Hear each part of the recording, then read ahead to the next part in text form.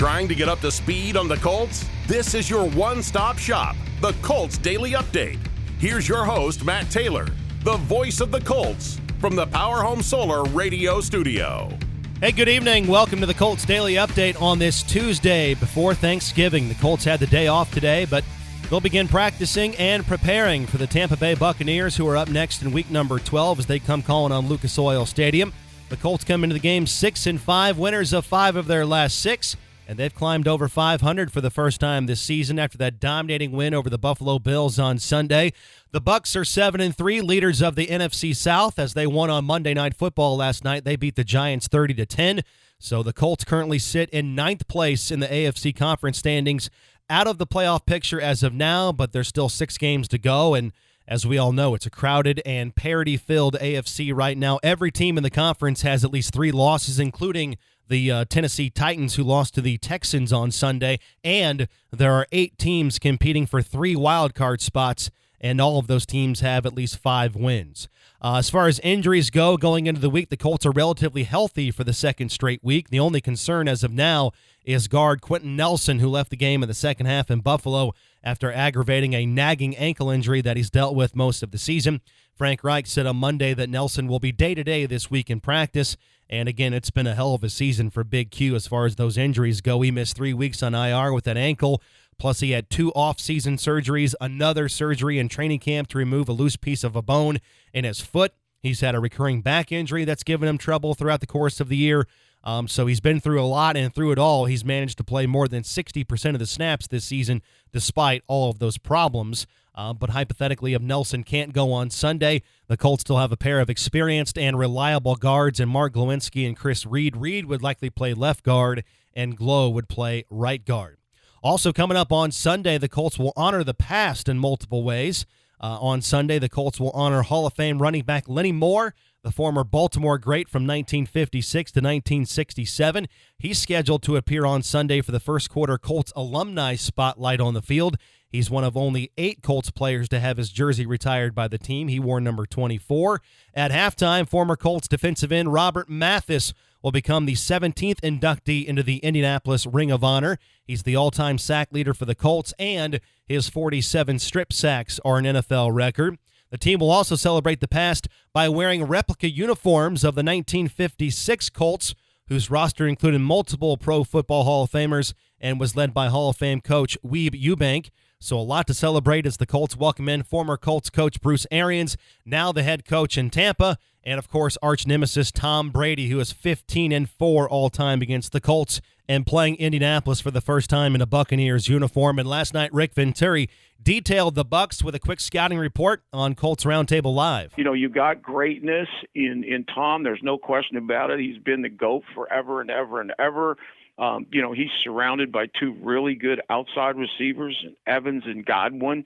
You know, they have not played with Gronk in the last 2 weeks. And, late in the career here, particularly at Tampa, Gronk has meant so much to Tom.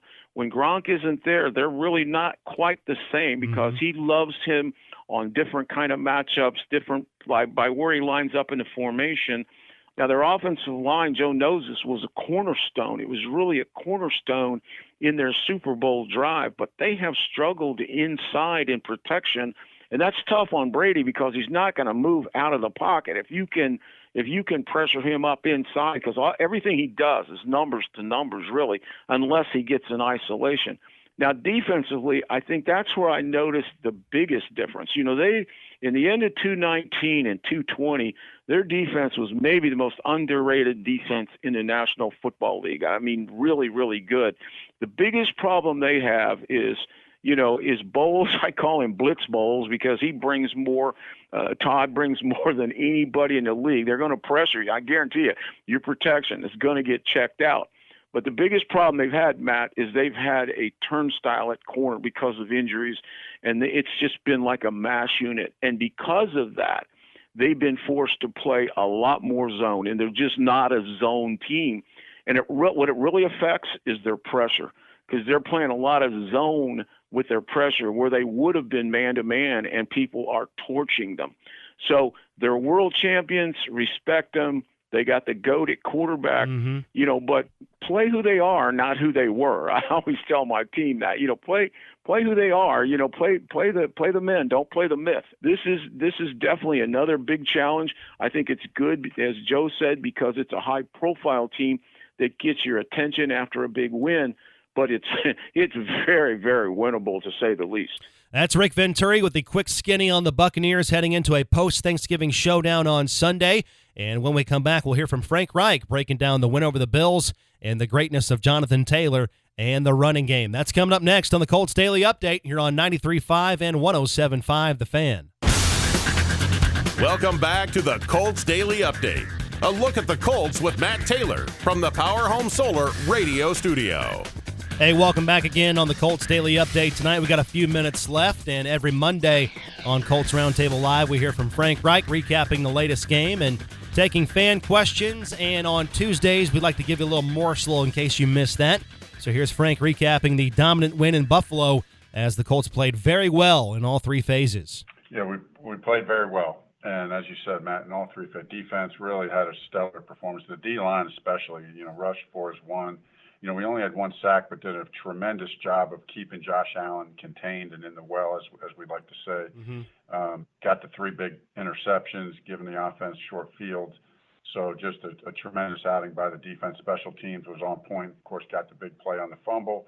And then offensively, it was a really, really good performance. Yeah, no doubt about that with Jonathan Taylor. We'll get to that coming up. But, we talked last Friday going into the game, and you said, hey, even though they have the best defense in the league statistically, we can't be afraid of that. We still have to be aggressive. We have to go out and do what we do best.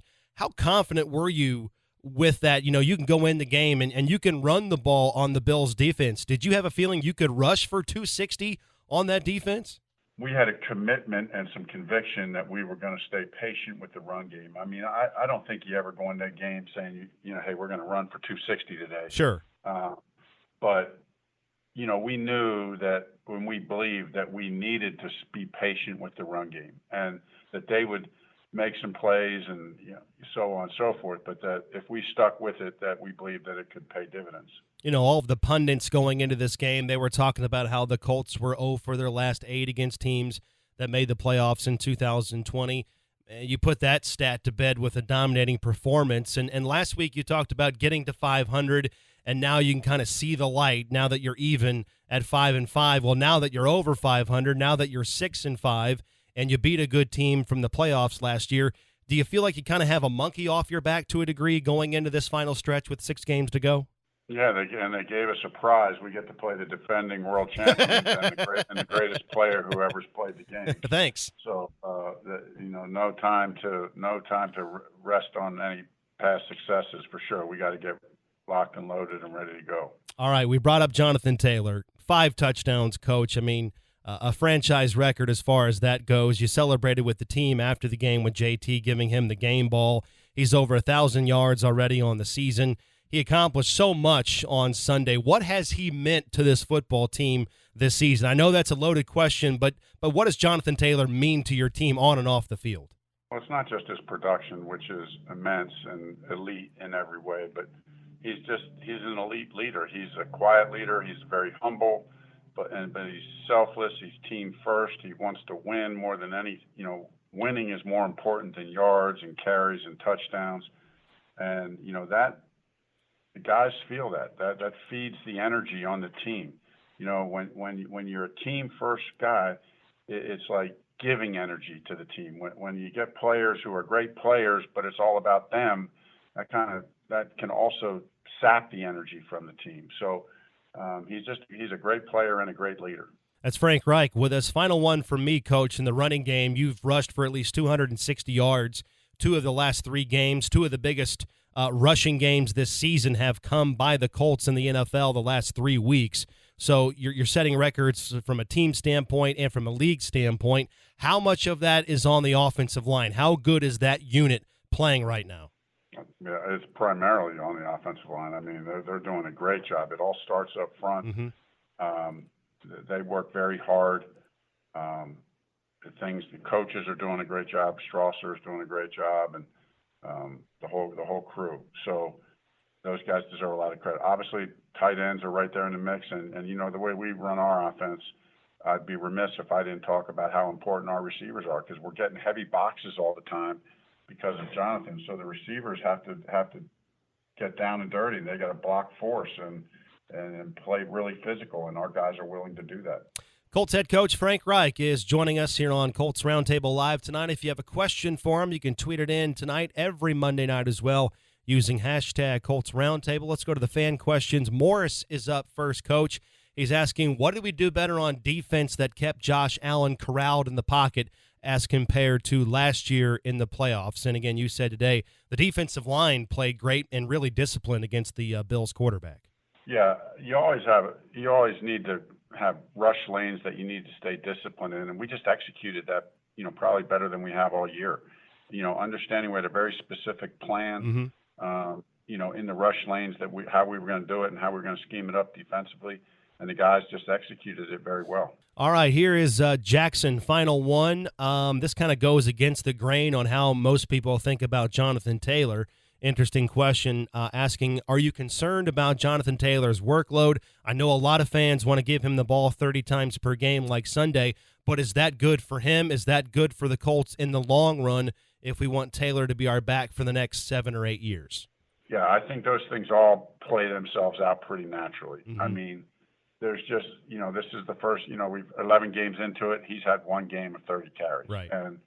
And we are trying to get him the ball, but it just, most games aren't going to work out like that, because we're also skilled at receiver and quarterback and tight end, and so we not only have to mix it up, we need to mix it up. Week in and week out, you play different teams, and the way things match up. So I just always have a feeling like those things naturally work themselves out over the course of the year. That's Frank Reich, and that's from last night's Colts Roundtable Live radio show. That entire episode is available on Colts.com, the Colts mobile app, and the Colts Audio Network, anywhere you download your podcasts. That's all for tonight. We'll have more on the Colts and the Bucs all week long.